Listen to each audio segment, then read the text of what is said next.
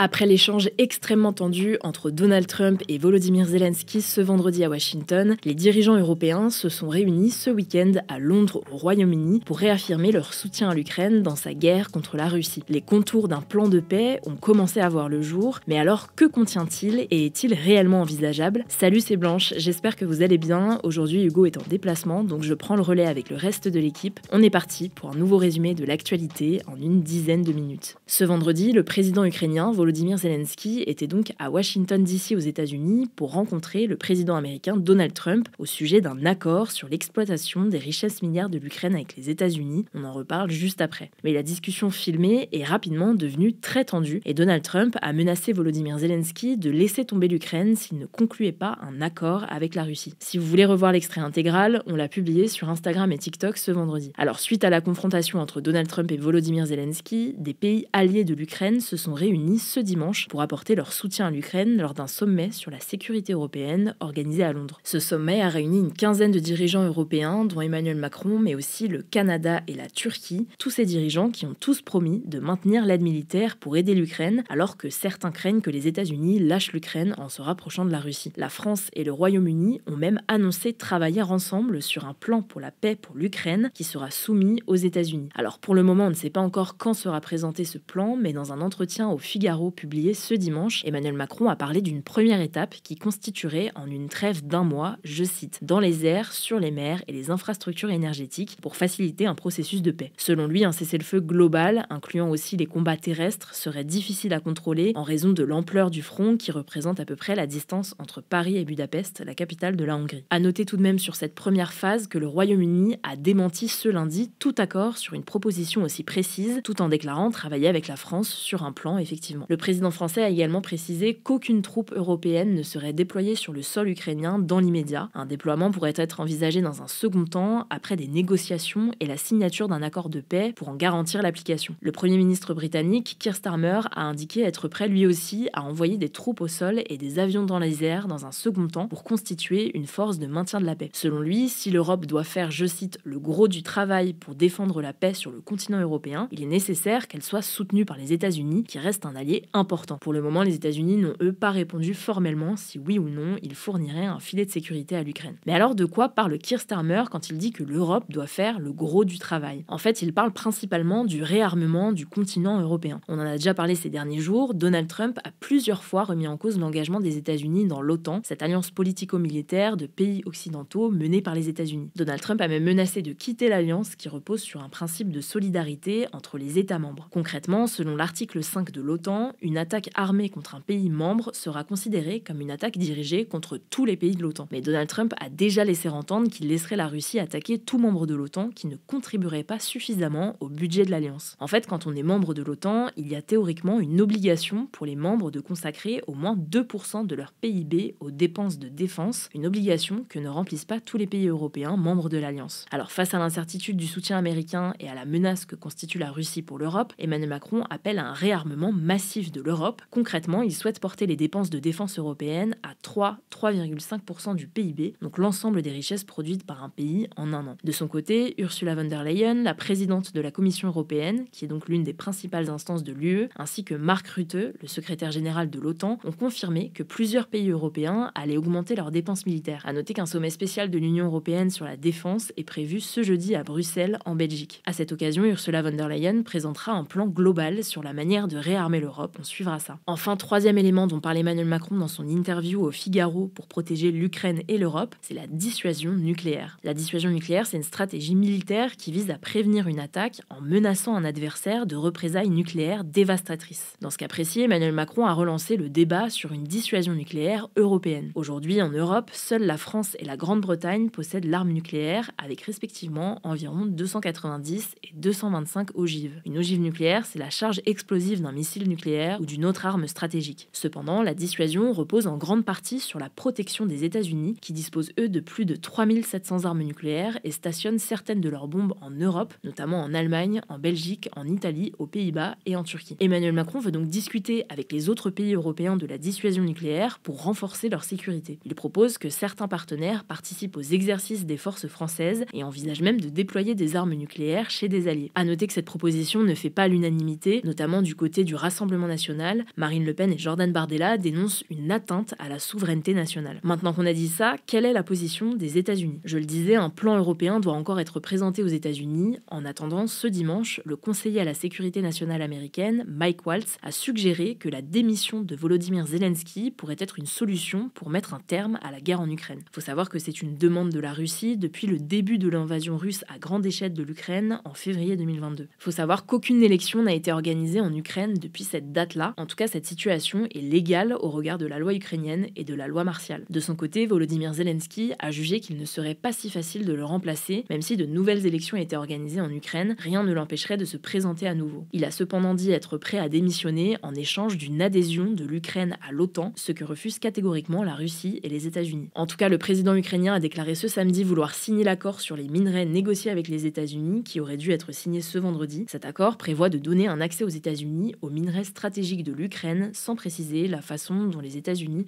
pourraient garantir la sécurité de l'Ukraine en échange. On suivra ça, je vous laisse avec Samy pour les actualités en bref. Merci Blanche et bonjour à tous, on commence avec cette actu qui concerne la bande de Gaza. Le Hamas a refusé ce dimanche une prolongation de la trêve jusqu'à mi-avril proposée en dernière minute par les États-Unis face au blocage des négociations entre les parties. En fait, la seconde phase du cessez-le-feu dans la bande de Gaza devait avoir lieu ce dimanche, mais Israël a refusé de l'appliquer. Cette phase avait notamment pour objectif un cessez-le-feu permanent et le retrait de l'armée israélienne de la bande de Gaza. Mais de son côté, le Hamas, qui souhaite aller au bout des étapes prévues par l'accord initial, refuse donc cette prolongation de dernière minute qui prévoit notamment la remise immédiate de la moitié des otages vivants ou morts. Et donc en réponse à ce refus du Hamas, Israël a décidé de bloquer l'entrée de l'aide humanitaire et d'approvisionnement dans la bande de Gaza, un blocage dénoncé par plusieurs pays du Moyen-Orient. De son côté, l'Union européenne a critiqué ce dimanche le Hamas pour avoir refusé la prolongation de la première phase de l'accord de cessez-le-feu et a aussi dénoncé la décision d'Israël de bloquer l'aide humanitaire. Et vu qu'on parle du Proche-Orient, les autorités israéliennes ont déclaré ce lundi qu'une personne était morte et que 4 autres ont été blessés dans un attentat terroriste au couteau à Haïfa, au nord d'Israël. L'auteur a été tué. L'identité de l'assaillant n'a pas encore été révélée, mais l'attaque serait liée au conflit israélo-palestinien selon les premiers éléments. Le Hamas a salué l'attentat comme une opération héroïque sans pour autant la revendiquer. Deuxième actu, en Martinique, 6000 produits de grande consommation sont exonérés de la TVA depuis ce samedi. Selon le préfet du département d'Outre-mer, cette baisse devrait être appliquée dans les prochains jours. La TVA, donc la taxe de valeur ajoutée, c'est une sorte d'impôt payé directement par les consommateurs quand ils achètent un produit. Quand on achète des pâtes par exemple, elles ont un prix toutes taxes comprises et une partie du prix final est reversée à l'État, ce qui n'est donc plus le cas pour 6000 produits en Martinique. À terme, l'objectif sera d'atteindre une baisse moyenne de 20% des prix en Martinique, alors que les denrées alimentaires y sont en moyenne 40% plus chères que dans l'Hexagone selon l'INSEE. La raison de cette différence, c'est notamment parce que la Martinique est située à plus de 6800 km de la France métropolitaine et que les coûts de transport et d'importation sont donc plus élevés. Troisième actu, depuis ce lundi, la file de gauche du périphérique parisien et de certains tronçons des autoroutes A1, A13 et A12 est désormais réservée au covoiturage pendant les heures de pointe. Alors il s'agit pour le moment d'une phase de test et donc concrètement, les conducteurs peuvent uniquement s'engager sur cette voie s'il y a au moins 2 personnes dans le véhicule, du lundi au vendredi, le matin de 7h à 10h30 et le soir de 16h à 20h. Cette restriction ne concerne pas les taxis, les poids lourds, les transports publics ou encore les véhicules prioritaires. Des caméras intelligentes pour détecter le nombre de passagers ont été installées et à partir du 1er mai 2025, une amende de 135 € pourra être infligée en cas de non-respect. L'objectif est notamment d'encourager le covoiturage afin de diminuer la pollution. Quatrième actu, le président de la Colombie a demandé ce dimanche au Parlement du pays de légaliser le cannabis afin de, je cite, sortir de cette culture de violence. Il faut savoir que la Colombie a déjà légalisé le cannabis médicinal en 2016, mais son commerce pour usage récréatif reste pénalisé. Et donc selon le président, l'interdiction de la marijuana en Colombie n'apporte que de la violence. L'objectif de cette légalisation serait notamment de permettre au gouvernement de concentrer son action sur un autre trafic de drogue, celui de la cocaïne. Ce n'est pas la première fois que le président colombien apporte son soutien à la légalisation du cannabis. Depuis son entrée en fonction en 2022, 3 propositions ont été débattues au Parlement, mais aucune n'a obtenu suffisamment de voix pour être adoptée. On ne sait donc pas concrètement ce que ça va donner pour l'instant. Il faut savoir qu'aujourd'hui, la Colombie est le plus grand producteur de cocaïne au monde. Selon un rapport de l'Office des Nations Unies contre la drogue et le crime, la production de cocaïne y a augmenté de 53% en 2023 pour atteindre 2600 tonnes par an. Et on termine avec cette bonne nouvelle, la 5e édition de l'événement caritatif de jeux vidéo Speedon a récolté plus de 2,2 millions d'euros en 4 jours pour l'association Médecins du Monde. L'événement a été retransmis sur la chaîne Twitch de MrMV et a duré au total 75 heures en ligne et sur la scène du Centre des Congrès de Lyon. Pendant l'événement, de nombreux joueurs ont réalisé plusieurs dizaines de speedruns, une pratique qui consiste à finir un jeu vidéo le plus rapidement possible. L'un des joueurs a par exemple fini le jeu Super Mario 64 qui dure une quinzaine d'heures en moyenne en seulement 38 minutes, le tout avec les yeux bandés. Bravo à eux. Merci Samy. amis, c'est tout pour aujourd'hui. Merci beaucoup d'avoir suivi ce format. Prenez soin de vous, prenez soin de vos proches et je vous dis à bientôt.